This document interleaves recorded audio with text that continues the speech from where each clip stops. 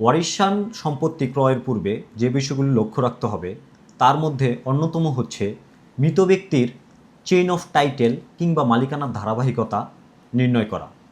তারপরে মৃত ব্যক্তির ওয়ারিশান সার্টিফিকেট যাচাই করা, অর্থাৎ কোনো ওয়ারিশ বাদ পড়ল কিনা, মৃত ব্যক্তির পিতা মাতা দাদা দাদি নানা নানি কিংবা অন্য কোনো স্ত্রী সন্তান রয়েছে কিনা সেই বিষয় যাচাই করা।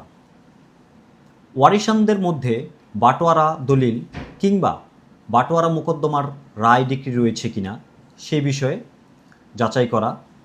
অন্য ওয়ারিশানগণের সম্পত্তি বিক্রয়ে কিংবা দখলর্পণে কোনো প্রকার আপত্তি রয়েছে কিনা সেই বিষয়টি যাচাই করে নেওয়া।